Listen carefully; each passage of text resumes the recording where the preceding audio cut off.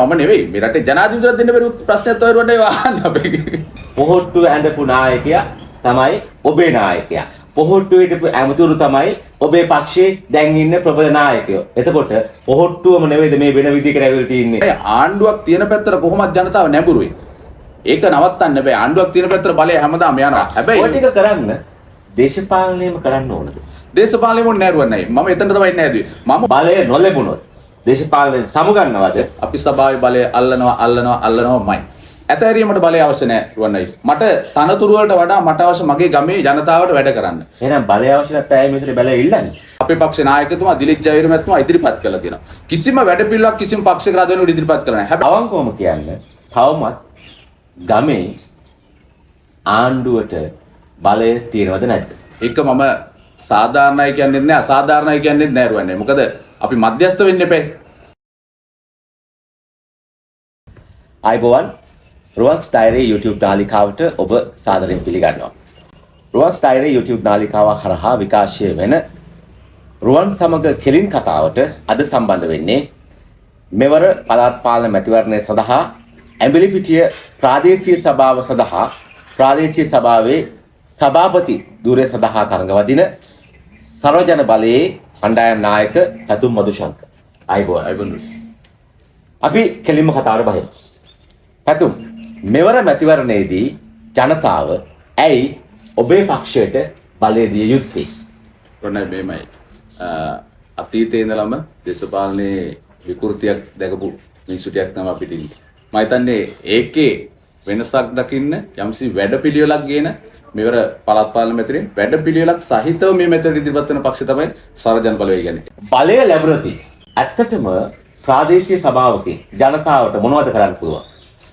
රුවන්වැලි ප්‍රාදේශීය සභාවක බලය ගත්තොත් ඇත්තටම අපිට මිනිහෙක්ගේ මරණයේ සිට උපතේ සිට මරණය දක්වාම ප්‍රාදේශීය සභාවකින් තමයි වැඩ කරන්න තියෙන්නේ. එතකොට මේකේ ගමේ ඉන්න ජනතාවට හිතන් ඉන්නේ පාර්ලිමේන්තු මන්ත්‍රීවරයාට තමයි වැඩ කරන්න පුළුවන්. නෑ රුවන්වැලි. ඒක නෙවෙයි අත්ත කතාව. ගමේ ඉන්න දුප්පත් අහිංසක මිනිස්සුත් එක්ක වැඩ කරන්න පුළුවන්.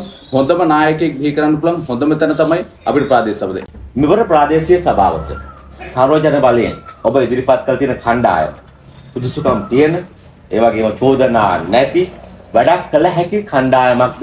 මම මේක අභියෝග කළාම කියනවා. මොකද රුවන්වැලි මෙවර මැතිවරණය ගත්තම මේ ලයිස්තු ටික ගත්තාම පක්ෂ වලින් අපේ ලයිස්තුව තමයි ඉදිරියෙන් ඉන්න ලයිස්තුව. මොකද එහෙම කියන්නේ තරුණ තරුණියන්ට අපි හොඳම අවස්ථාවක් දීලා තියෙනවා මේ වෙලාවේ මේ පාලනය තුල.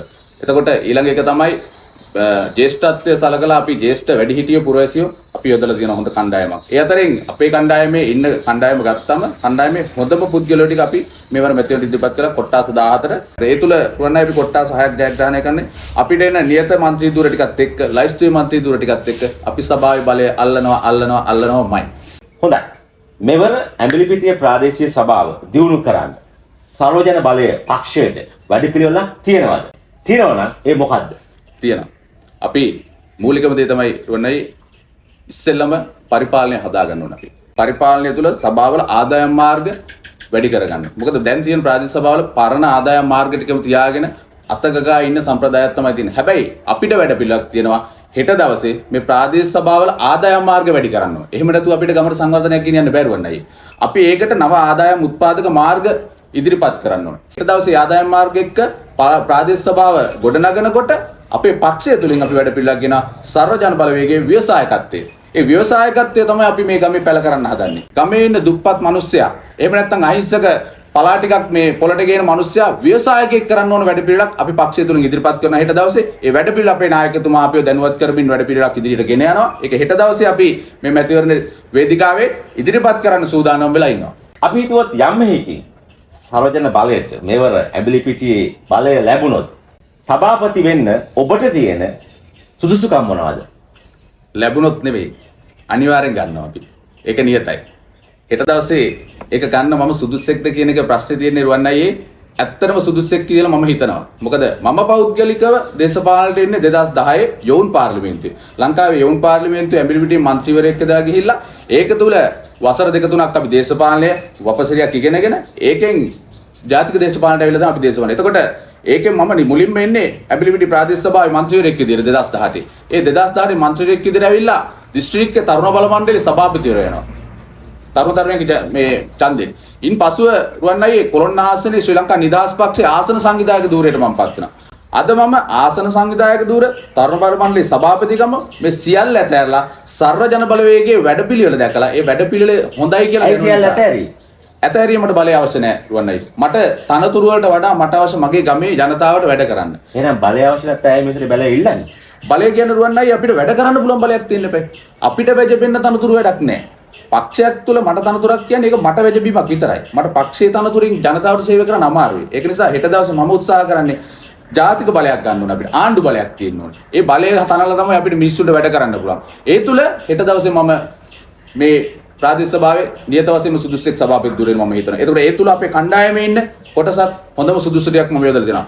හතුම් දැන් අපේ රටේ පොදුවේ තියෙන මතය තමයි මිනිසුන් තුළ දේශපාලනය පිළිබඳව ධනාත්මක සිතුවිල්ලක් නැහැ. යහපත් ආකල්පයක් නැහැ. එවැනි වටපිටාවක ඇයි ඔබ දේශපාලනය තෝරගත්තේ?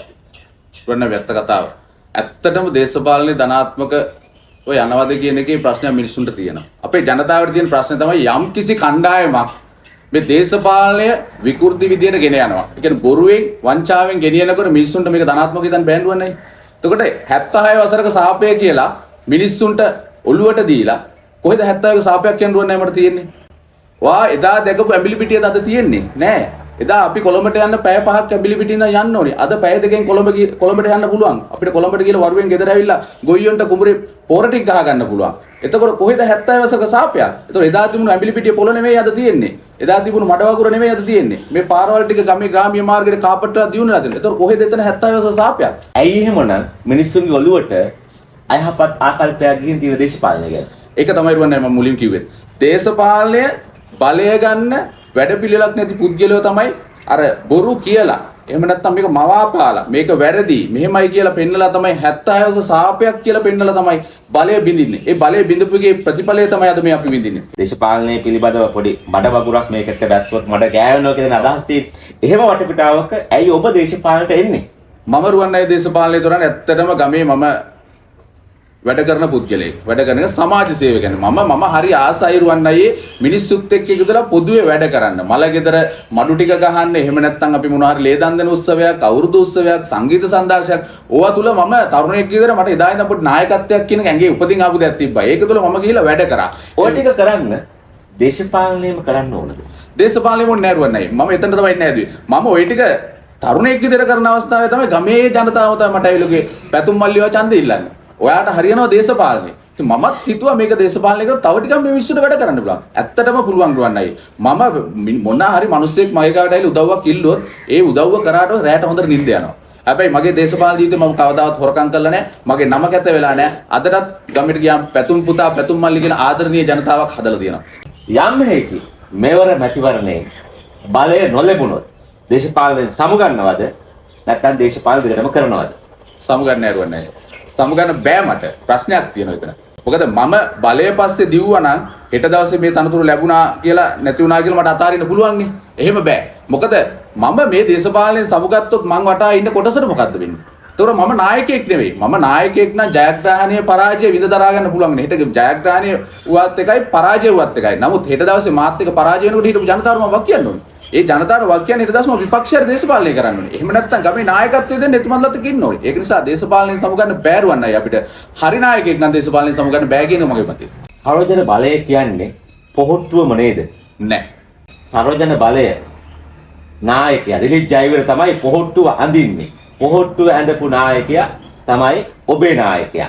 පොහොට්ටුවේ හිටපු ඇමතුරු තමයි ඔබේ පක්ෂයේ දැන් ඉන්න ප්‍රබල නායකයෝ. එතකොට පොහොට්ටුවම නෙවෙයිද මේ වෙන විදිහකට ඇවිල්ලා තින්නේ? නෑරුවන්නේ. එතන වැරදි. මොකද මමත් පොහොට්ටුවේ වැඩ කරපු දේශපාලකයෙක්. සමහරවිට ඔබත් යම් කිසි දේශපාලනයක වැඩ කරපු දෙයක්. හැබැයි හෙට දවසේ අපි වැරදි ගමකට යන එතනින් අයින් වුණාම අපි මේ බැජ් එකේම ගාගෙන ඉන්න ඕනේ නෑනේ. අපි වැරද්ද නිවැරදි කරන්න නම් අපි වෙන තැනකට යන්න ඕනේ. එතන ඉඳන් අපිට නිවැරදි කරන්න බැරි නෑ. ඒතකොට ඒ ගොඩෙන් අපි මිදිලා අපි ඇත්තටම හොඳ මාර්ගයට. ඒතකොට ජනතාව මේ 69 ලක්ෂයක් ඡන්ද දීපු ජනතාව 68 ලක්ෂයට වෙනස් වෙන්නේ. පොහොට්ටුවේ ප්‍රතික්ෂේප වෙච්ච නායකයෝ ඔබේ පක්ෂයේ ඇවිල්ලා ලැබුම් ගන්නකොට ජනතාවට තියෙන විශ්වාසය මොකක්ද? අපේ පක්ෂේ රුවන්වැලි මෙහෙමයි.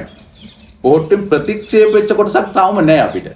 අපි තාම එහෙම කොටසක් කරන්නේ නැහැ. අපිට ඉන්නේ හොඳ නායකයෙක්. ඒ ගම්වල ජනතාව ඉදිරියට ගෙනාවු නායකයෙක් විදිහට අපි අපේ නායක විදිහට අපි ඉදිරිපත් කරලා තියෙන්නේ. හොඳයි.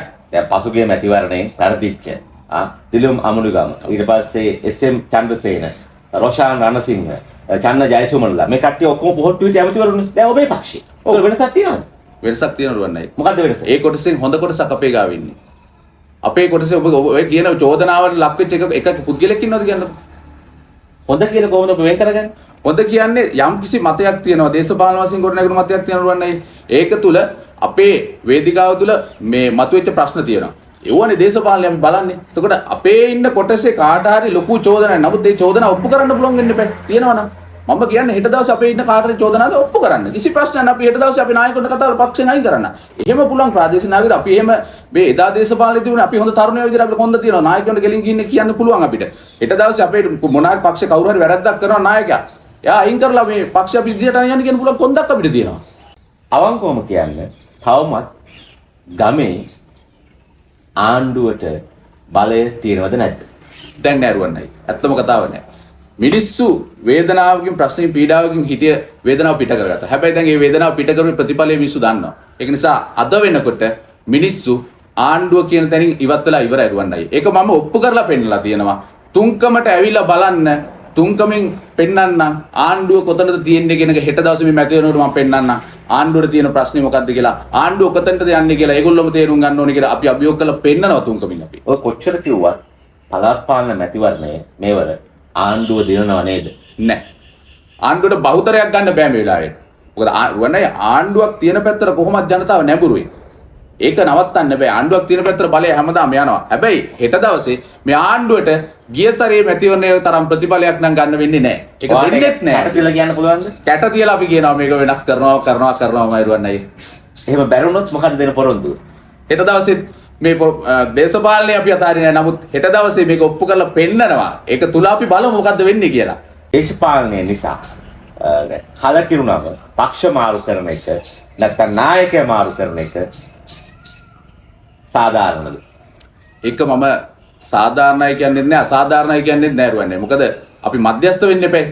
අපිට හොඳ නැත්තම් එතන ඉන්නත් බැරි නම් වෙන තැනක් තෝරගන්නත් එපා. වෙන විකල්පෙකුත් නැහැනේ. ඒක දේශපාලනය අපිට පක්ෂයක හොඳ නැත්තම් වෙන පක්ෂයකට යන්න වෙනවා. එහෙම නැත්තම් අපිට දේශපාලනය ගෙනියන්න බෑ දේශපාලන ජීවිතේට.